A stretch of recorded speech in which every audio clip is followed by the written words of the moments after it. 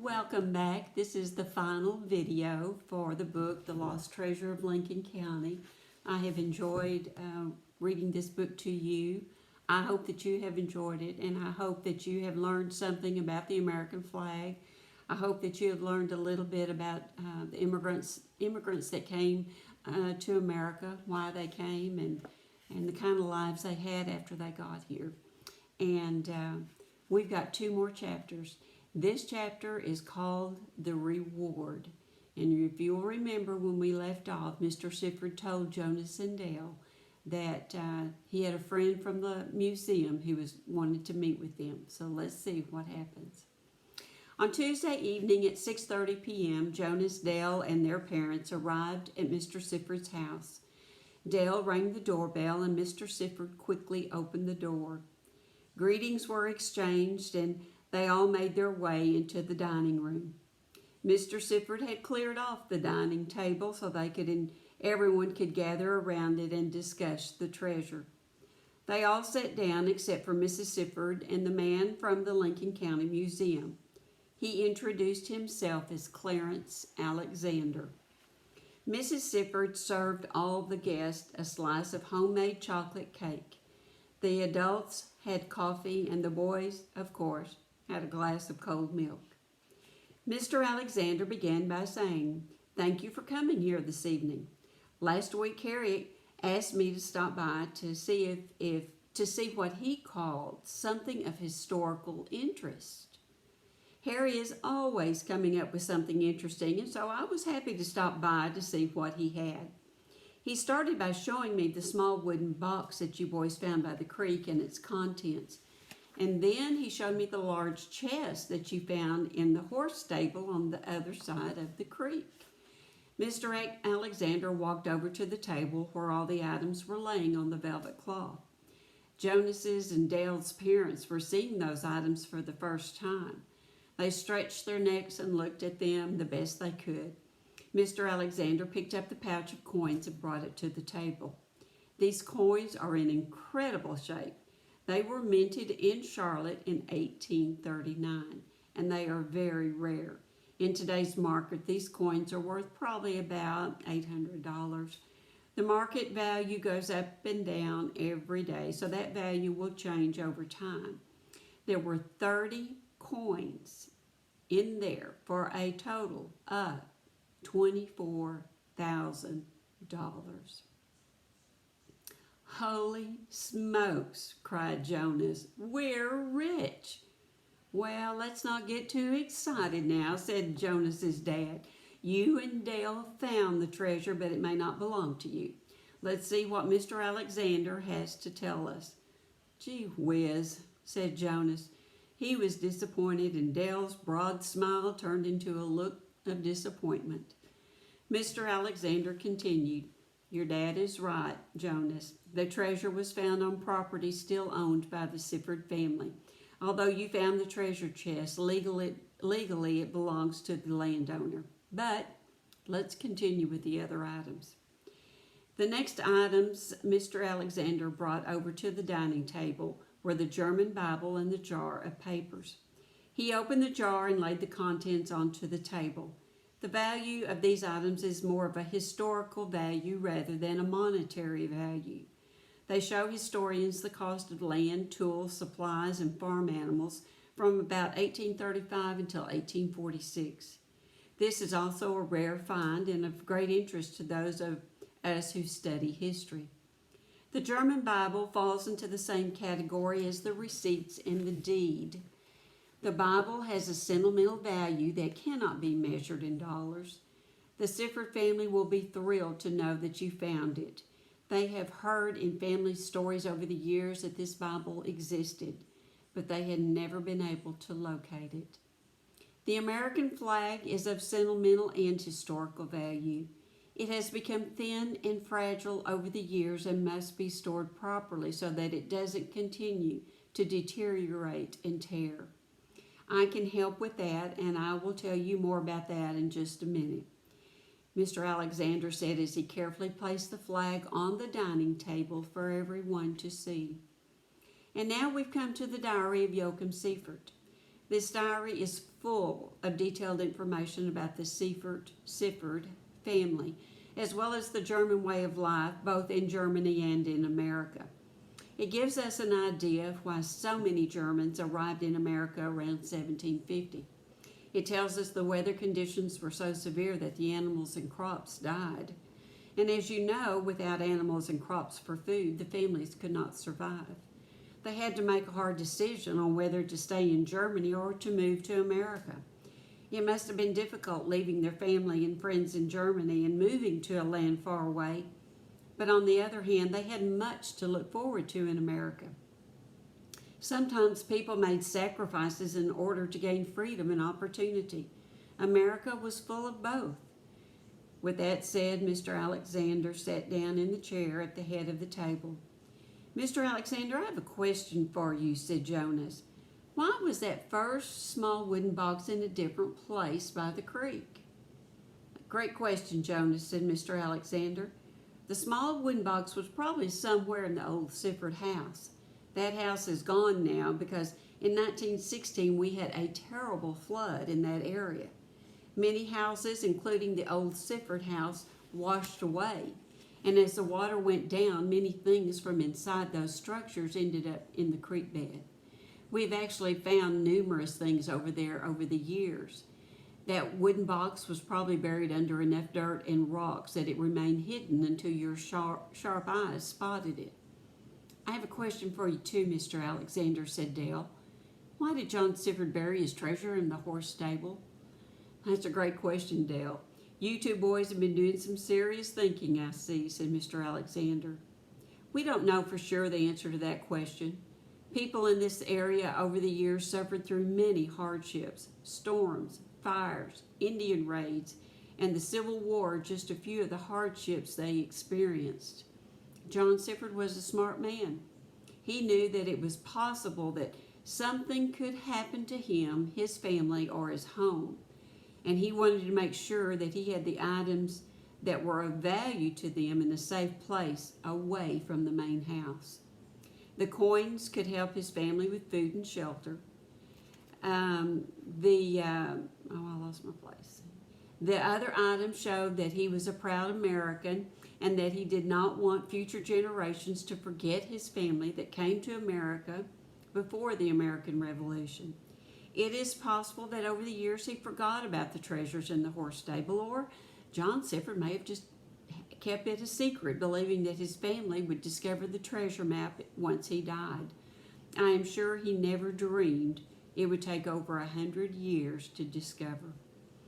Everyone sat for a few moments in silence. "So what do you suggest we do next, Clarence?" asked Mr. Siffert. Mr. Siffert spoke in a hushed voice. "I have already spoken with the family that owns the property now. They were thrilled that you two boys, along with Mr. Siffert, found the treasure that they thought was only a family legend." Mr. Siffert stood up and looked at Jonas and Dale as he continued. "They have requested 3 things. First of all, they asked that all the items be placed in the Lincoln County Museum, along with the story about how you discovered the treasure chest and its contents. Next, they would like for the Lincoln Times News to write a feature story about you and tell the whole community that you two boys are successful treasure hunters. And last of all, they would like to present each of you with a check for $500 as a reward and payment for your hard work in discovering the treasure." "No kidding? $500? Jonas and Dale asked at the same time. "No kidding," said Mr. Alexander. Then he looked over at Mr. Siffert. "Harry, they'd like to offer the same to you as well." Mr. Siffert smiled. "I appreciate that very much, but I have been rewarded enough. Being a part of this experience has been a thrill. Virginia and I received our own reward by getting to know Jonas and Dale and their families. I have learned over the years that the most valuable things in life are not money and possessions. The most valuable things in our lives are the ones we love, including our families, this community and our families, our friends, the wonderful state of North Carolina, and the good old US of A. I think John Sifford was trying to tell us that when he preserved the flag, the Bible, and his grandfather's diary. Even then, he knew what was truly important.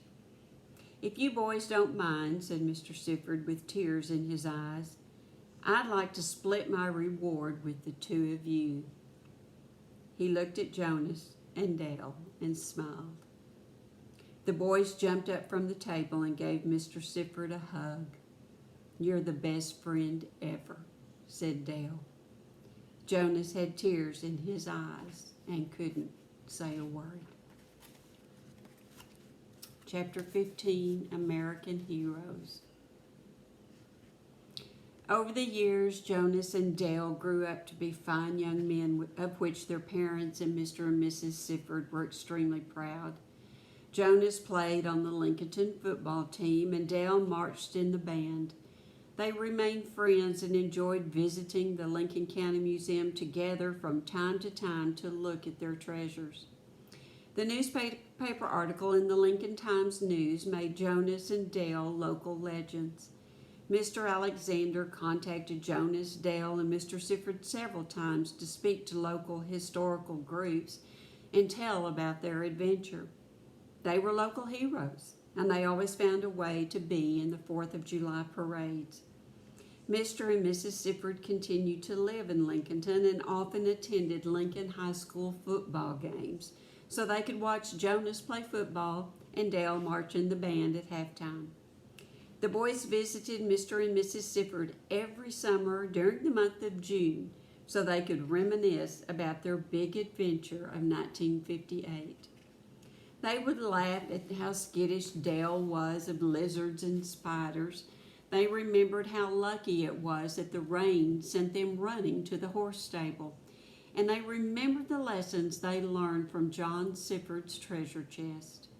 Jonas and Dale graduated from Lincolnton High School in 1967. They both decided to join the United States Army just like Jonas's grandfather.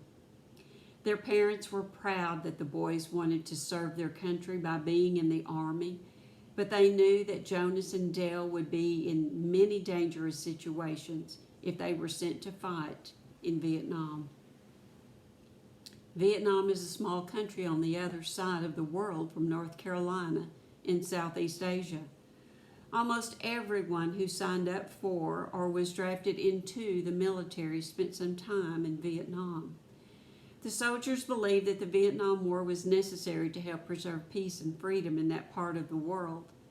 Neither Jonas nor Dale really wanted to go off to war, but they understood the importance of standing up for freedom. They loved their country and they wanted to do their part. After boot camp, Jonas and Dale went into different areas of service. Although they were both in the Army, they both had different kinds of jobs. Jonas spent 4 years in the Army, with one of those years in Vietnam. He was wounded when he stepped on a buried landmine and it exploded. His leg was torn up badly and he was sent back to the United States so that the doctors could fix it. He was lucky. Although his leg was never quite the same, he could still walk on his own. He had a limp and occasionally needed a cane to help him keep his balance, but he was alive. He received the Purple Heart, a military decoration awarded by the President for being wounded in the war. Dale also spent some time in Vietnam. He became a medic and helped soldiers who were wounded.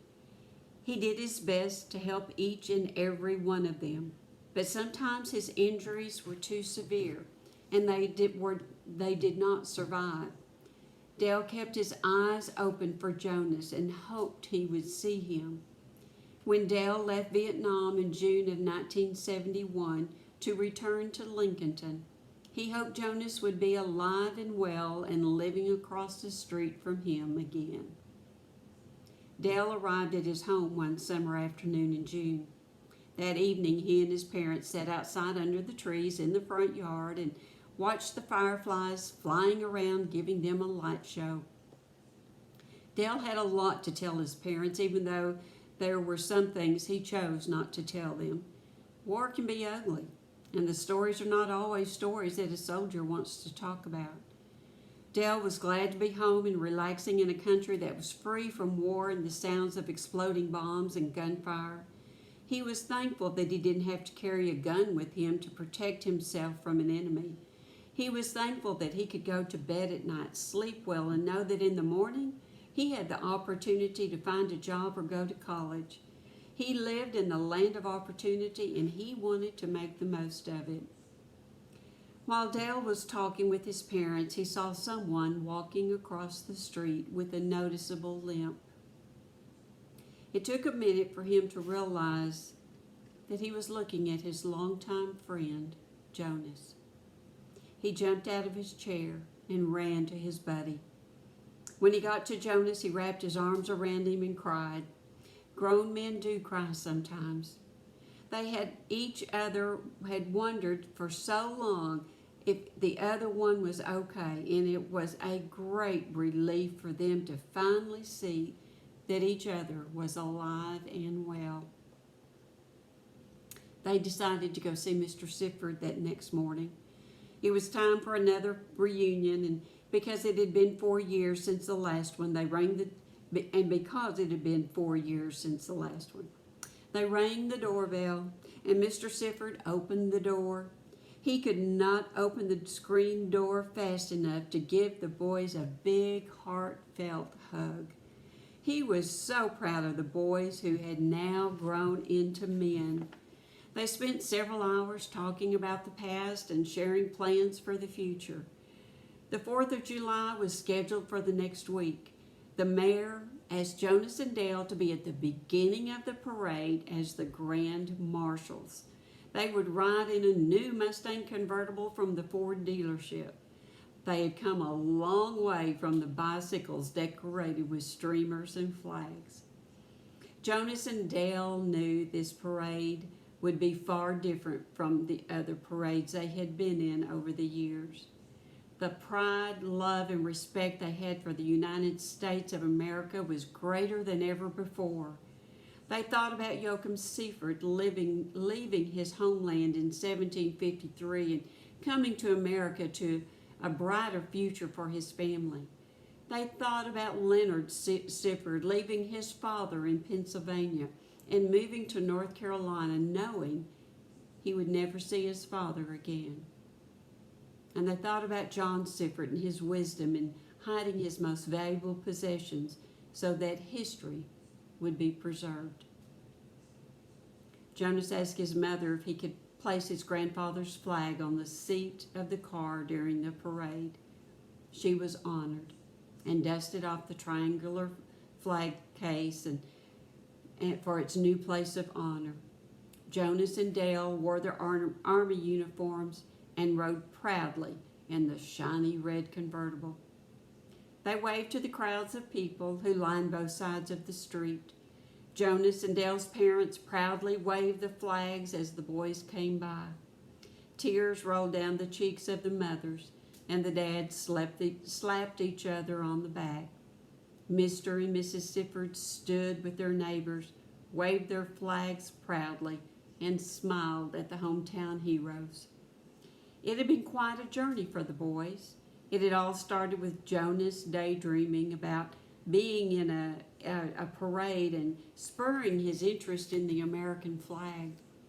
The journey took the boys on an amazing treasure hunt and taught them about the early German settlers and the sacrifices they made in order to live in the land of opportunity. And now the boys who had grown into men understood better than ever the love and pride of America. Flags were blowing in the light morning wind as they rode down East Main. Jonas thought back to the dream he had as a 10-year-old. "Hey, Dale," said Jonas, "sometimes dreams really do come true." And that is the end of The Lost Treasure of Lincoln County. I hope that you have enjoyed it, and hopefully you learned a little bit as well as enjoyed this story. And I hope that you will also have the same pride in America that Jonas and Dale did. And I hope that you will always treat the American flag with respect. I hope that you will remember the veterans who served our great nation.